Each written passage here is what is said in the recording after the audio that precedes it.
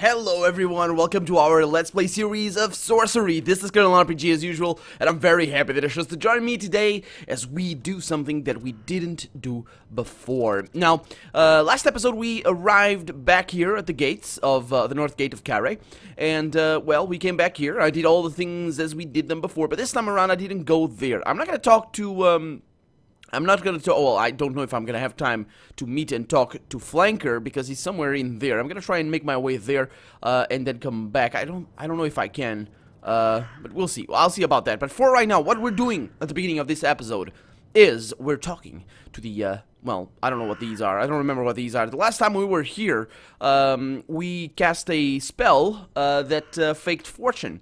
And they all went for it, and I ran away from them because I was kind of afraid that they were, well, that wasn't big. That wasn't big, but let's see.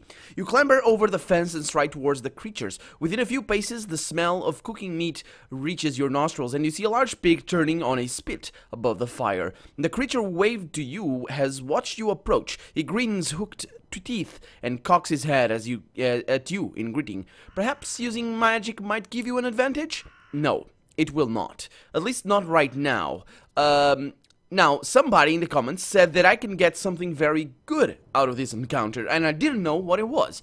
Now, I have been trying off camera to try and figure out how I can get it, and I think I narrowed down what I'm doing wrong. I think, but I'll see. I'll talk to you, I'll tell you how it goes. So let's greet the creatures. Greetings, you called. That smells good. It is, the creature agrees. We picked the best one to bite into. He waves at you to sit down, then you understand his generosity. They are poachers. Okay, let's sit with them. Let's not attack them or anything. You take a place in the circle around the fire. The creature shuffles and shifts to make room for you. Let's ask for some pig. May I share your pig, you ask? The poachers laugh. Not our pig, and there's plenty there. Help yourself. Okay, I'm gonna gain 2 health right there. You reach over the fire to pull off a leg of the pig. You devour it. The meat is succulent and rich, and the best meal you have had in a long while. You thank the poachers, who shrug indifferently. So let's ask them about Carre. I'm new to Carre, you tell the gathered poachers as you bite into the pig meat. What can you tell me about the city? The creatures look between each other, entertained by your question. They suck their teeth and hum and hurr. Carre is a big place, one finally answers. Full of people pushing each other for power. He pulls a leg from the pig, making a meat tear and stretch to demonstrate. You want to avoid all of them if you can. Okay, I won't be staying here for long. I'm headed for the North Gate, you tell them. Can you help me find my way? The lead poacher looks at you with interest. You're going into the Backlands. Why go there? Well, I'm on a quest. I'm not sure if this is why I screw things up, but I think I know what is going on, but I will tell you. I'm on a quest, you reply, trusting that these ruffians are lowly enough not to be in the Archmage's pay. The lead poacher nods, accepting your answer. The North Gate is a hard thing to open, he says. I've never heard of anyone doing it. The spell lines? He nods curiously. From across the field, a woman begins to sing. The poachers smile and clap each other on the back. Cerisi is coming! You talk to her. Who's Cerisi? Cerisi is our treasure, the man says. Cerisi is how we know what we should do. You'll see. By now the woman has reached the group. She greets the man with a kiss on either cheek. You notice she's carrying something carefully in a cloth. The man beside you beckons her to sit down beside him. This is our visitor. Greetings, Cerisi says. What can I help you with? Help me how? She laughs. Did they not tell you? As she speaks, she squats down onto her heels and places the cloth on the ground, unwrapping it slowly. She reveals an orb of crystal. Now, the first thing I did was not to try to steal the orb from here, because of course it's not going to work, but I did try it and it doesn't work. I want this orb, but it doesn't work.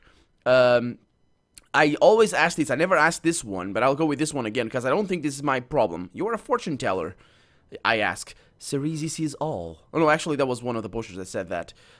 For instance, which fields will be left unattended, says another, with a hearty laugh. Again, I'm missing the cues. The thing, this is, I believe, what I'm doing wrong. I always ask for my fortune, but I think that might tell me something that I shouldn't know, because as things go on, I don't know what's gonna happen if I do this, but as things go on, well, the orb gets shattered. And that's the thing we found. Remember when we found something that cuts very, very, very hard and very dearly, very, very much, something that cuts on the floor, that's the shattered orb. I don't know what happened. Well, I don't know. I can figure it out, but you'll see. Let's persuade another to have their fortune told. You look around the group for one who seems most uncertain and unsure of himself. You, why don't you hear your fortune? He looks uncomfortable, but Cerese grins, and the others insist. Go on, let's hear it. Maybe you'll be getting married this decade. He sits opposite her on the mud. She places her palm on the crystal and begins to hum. It doesn't look like any fortune-telling spell you have ever read about. So this is quite different from what happened. If you ask her to read your fortune, she asks for silver. And you can give her your silver sword or your silver chain, which you probably shouldn't have because this is only available. It's probably only available a second time around because unless you bring something silver from the previous games, you're not gonna have a chance to get something silver in this game. So I have the silver chain that we get on the other side. I can show you if you guys are forgotten. You can get it over here. Actually, it's over there, and you can give her the silver sword, which is what I gave her, because we are going to be able to get it again if we need it. But you can also give her gold and then ask somebody to lend you some silver, so that's fine. Let's wait and watch. A minute passes and Cerese's eyes flick open. I see a long journey, she says to the man, to a distant land. I see danger and excitement. Oh, that's interesting. This is exactly what she tells me. Huh. Let's keep watching. You keep her eyes fixed on her closed eyelids as she talks, trying to catch the reflection of any stars. I see more. You must watch for a dagger and a fish, she says. I see a road paved with white stone leading to a place of great sadness. A blind man will stab you in the back. This is exactly what she told me. She lifts her palm from the glass and smiles. Someone gets her some pork to eat. So she's not even a charlatan. She is a fake. But we'll see that. I'll offer to read her fortune. Let me try reading your fortune, you declare, into the quiet that follows her reading. You tell everyone else's you must be curious about your own, right? Cerese stops eating to stare at you. There is a murmur of excitement from the group. This is a most unusual challenge. You? She demands. And what do you know of fortune-telling? Well, I'm a sorcerer. She raises a thin, dark eyebrow in cool surprise. Are you? You hold out a hand for the crystal orb. Not taking her eyes off of you, she puts it into your hand. Then she sits defiantly down in front of you. Well then, tell me what you see for poor old Cerese, she declares, her eyes flashing with a challenge. You take a moment to collect your thoughts. The orb is pleasingly heavy in your palm. Let's cast a spell. And then somebody told me in the comments that this is connected to the god of evil or whatever. Now I checked online to see if I will not be able to dedicate myself to Korga if I dedicate myself to Slag, which is the god of evil, or Slang or whatever his name is. And turns out that we can do that, and Korga will not be upset if we do that, because the reason why we didn't help Lorag and this whole thing and save Kare, basically, the reason why I didn't do that is because we had killed the guard because of Korga didn't like us because we had killed the guard. So let's see. Let's cast a tell here. And I did this the first time I tried it, and it works because I have a skull cap now. I don't actually remember where I got it, but I have it. Placing the skull cap on your head, you cast the spell. You begin to hear Cerese's thoughts. Who is this idiot? Is he really a magician? What if he tells the others that my powers are all false? Her expression is a fixed smile. Well, I see your fortune. You begin. I see you telling great fortunes. You say, and you see her smile perk up. Is that all? And I see you divulging a secret. You continue, then you remove the skull cap. The spell finished. Cerese looks stunned by your words. She clearly believes you are a true psychic. A great and weighty decision seems to pass across her face. She looks to you for a moment to confirm it. Then she nods once more and turns to her friends. Please, be quiet, all of you, she says quietly. The stranger is right. I must make a confession. Okay. Let's wait and watch. And this is the great decision here. You wait and watch. I have told great fortunes. Good ones, Cerese continues sadly, but not true ones. That's my secret. The poachers cannot believe their year. Oh, she said it differently now. She says she's not a I think she said she's not a magician on my previous attempt, so I think I think when I do this, I'm not gonna break it. Let's see what happens, because before, that's what happens. That's my secret, she says. The poachers cannot believe their ears. One denies it, another claims to have known all along. A third, who is, it seems, lost a lot of money on a bet once, becomes quite enraged, and is held back by two more. Within a few moments, the whole group are rolling around in the mud, engaged in the most almighty punch-up. Now, if you break up, somebody will pick up the, or at least before, if you break them up, somebody will pick up the orb and smash it against somebody's head, and if you slip away with the orb, in the commotion, it's easy for you to get away, until one of the men shouts, "It's all his fault, let's run for it." Damn it! You try to run, but a man the size of a horse dives for your legs, and a moment later, you're down in the mud, in the middle of the bruise up of your life. You crawl out under a pile of 15 men to find precious orb. The precious orb has shattered to a million fragments, and several of those fragments have cut you in the leg side. You limp back to the road. Actually, this wasn't as damaging as before, I don't think. But I didn't get that. I want that orb, though. I really want that orb. I'm gonna figure it out. I'm gonna spend a little bit more time trying to explore that other avenue, and I'll be right back. I am an idiot. I'm an idiot. I am an idiot. I'm an idiot. There's a spell. There's a spell that I didn't know about. That I forgot. And I was looking around here. Well, I didn't know about because I saw it once. And I was going around here to try and see if I could cast a different spell. And maybe that was the problem. I was looking at that. We cast this before. I suppose, you know, letting out a nice, juicy little cloud of smoke would do something here. But I didn't cast this one yet. I just came up on this thing here. What's the yell? The yell, by the way. Float in the air. Why would I want to do that? Actually, that would be quite a show for these guys. Yeah. This one requires a crystal orb. And that's the crystal orb that we want. And we have it here. We have it here. I'm gonna see it in the future. Let's see what happens. Just for good. Just for you know, let's see. You cast a spell placing your hands on the crystal orb. Your mind clears and a vision forms, but it is not of Cerisi and her future, but of your own. You see yourself in a low stone shrine, somewhere here in the city of Carrie. A man in a long white robe stands at your elbow. He is speaking. What is the answer to the question that has never been asked? Oh. Oh! Okay, so this is how it's connected. We don't actually get the orb. Oh, that's cool. You see your own mouth open to reply.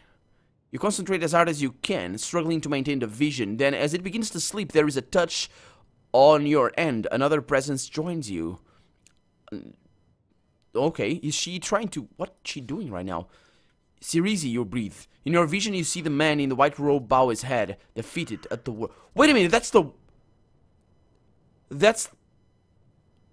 Oh, that's cool. The vision fades. Cerisi is watching you intently, waiting to hear her fortune. The crowd around, the crowd around lean eagerly in.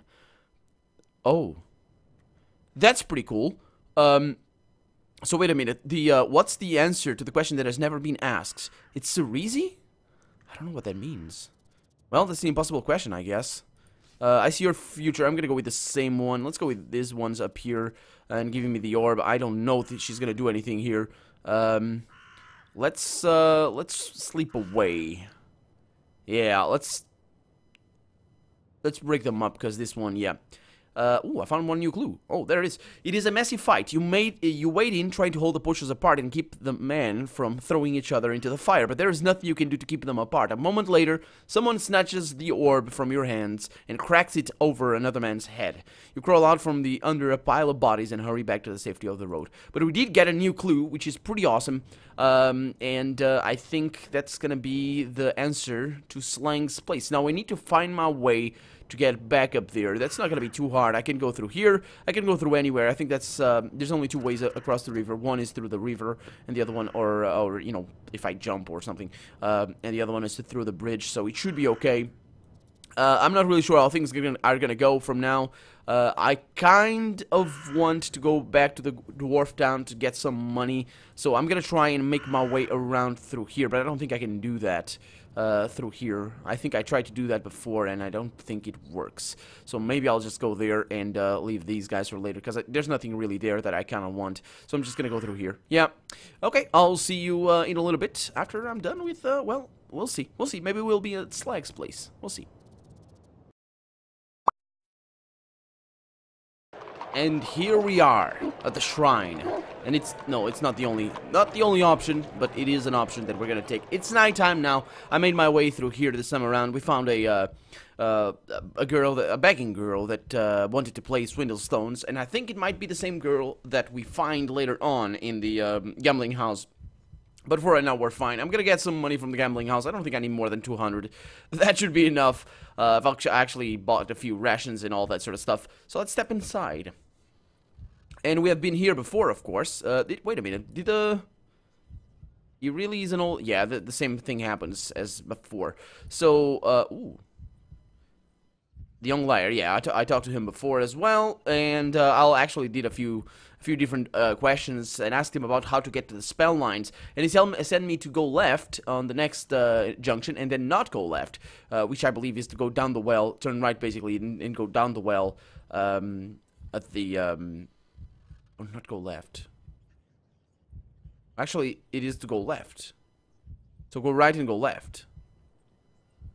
Oh, I'm going towards where the spell line is. Could this be the spell line?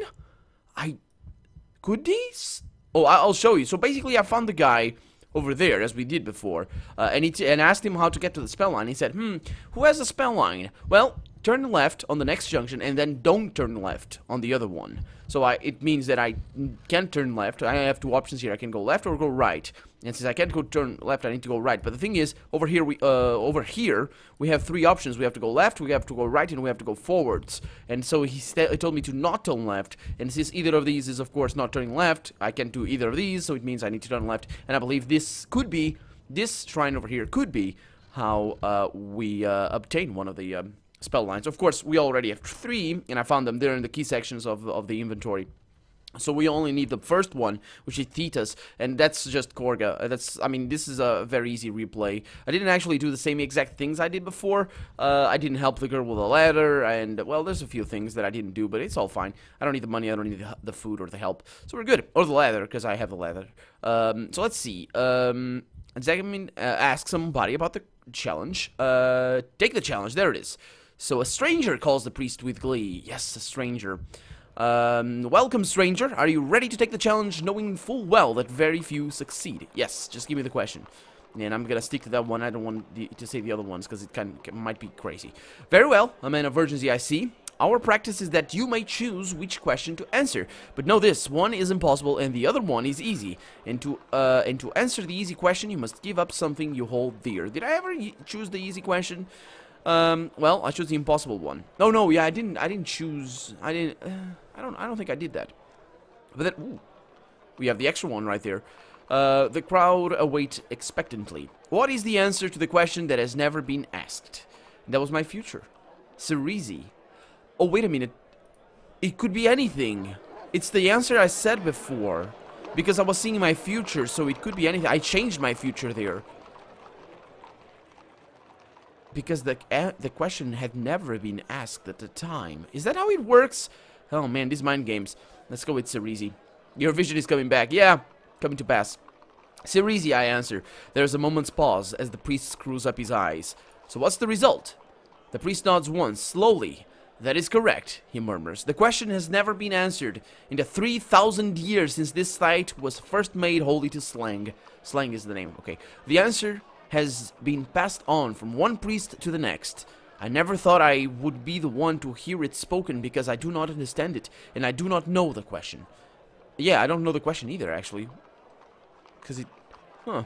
He turns to you and bows his head once. It could be anything, really. I mean, it's just a question. So, what's the name of that girl? Or that woman, I suppose. You are truly blessed, he says. Please, what is your wish? Okay, so I know the order. Tell me the Northgate spell. I don't think he's gonna be able to tell me. Although, could he tell me that?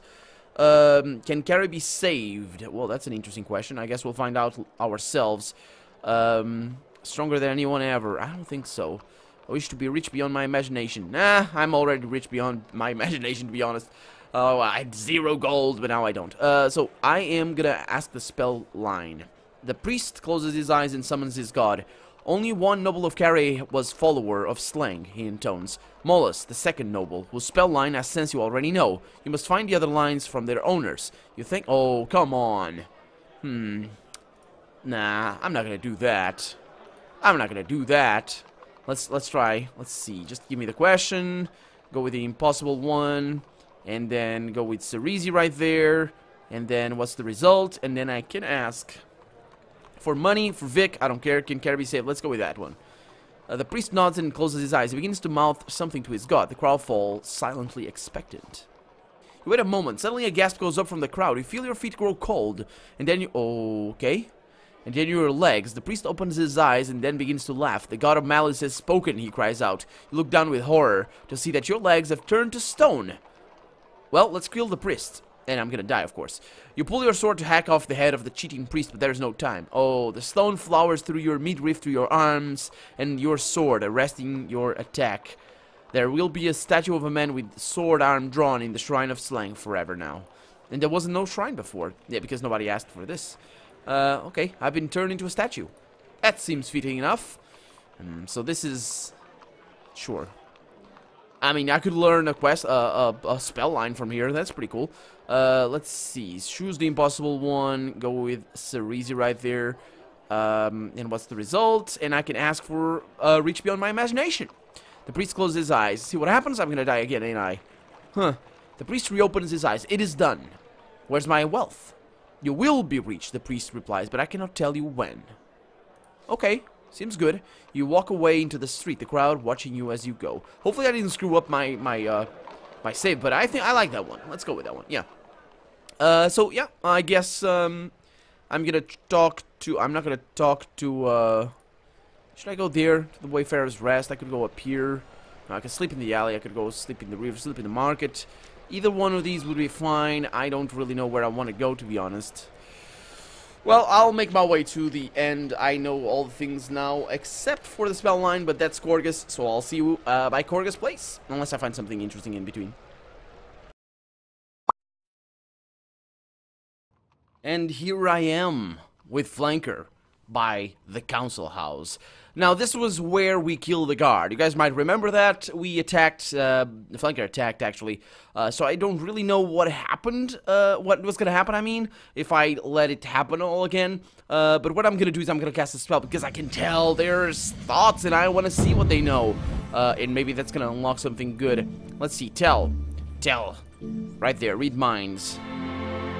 You cast the spell, slipping on the cloth skullcap and in directing your inner ear towards the first guard. He seems to be quite tired and sick of guarding the council door. It seems that they have been standing watch over it for the last 2 months. But since the first noble is still inside, they cannot leave. But he's not inside, they left. Let's listen to the second guard. You turn your attention to the second guard. He seems to be more concerned about how to spend the money he stole while doing his rounds today. Let's accuse the second guard of thievery. You're a thief, you tell the second guard boldly. The guard frowns at you, perhaps about ready to wring your neck. Wait a moment, the other guard asks. What do you mean he's a thief? Yeah, he stole money from me earlier today. You reply. The second guard turns to the first, who is clearly his superior. I'm sorry, he begins talking quickly. I'm really sorry, it was just this once. I've told you before, the first guard says coldly. When you steal from civilians, I get a cut. A moment later, the two are at blows. Flanker laughs and then moves for the door. It opens, and he goes inside, beckoning you to follow. And of course, we're not going to be able to see anything in here. Although, are we? We can't cast a spell here, so it's not like... Yeah, we couldn't cast a spell, I don't think. Look at the names. We could do all of this. So, yeah. I'm going to sit in the throne. Flanker is going to laugh at our smirk. Anyway, I'm going to examine the circle, and we're just going to leave.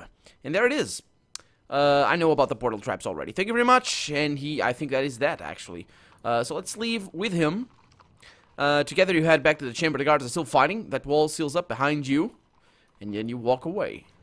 The guards are really bad guards. But there we go. Metalworkers Guild and all that sort of stuff. Let's go back to the docks. I'll probably sleep outside this time around. I could go to the meeting Cleaver. Well, we'll see. But we're running out of time for the episode. So, the next time you see me, well, next episode, we are probably gonna be... I'm gonna try and still save this guy. I'm not sure what that is all about. I'm gonna go the way that we did before. I'm not gonna talk to the... we'll see. I'll do basically the same thing. And go to the necropolis. Don't need to go down there again. and all the things, so I need to be in Korga, so next episode we'll be there. We'll see what happens at the end of the game, if we save Carrie, if we need to go on another quest or something. But for right now, I'm Colonel RPG, and this has been Sorcery. I really hope you've enjoyed it, and if you did, go ahead and leave a comment, like the video. But above all, thank you so much for watching, and I hope I'll see you next episode. Bye-bye.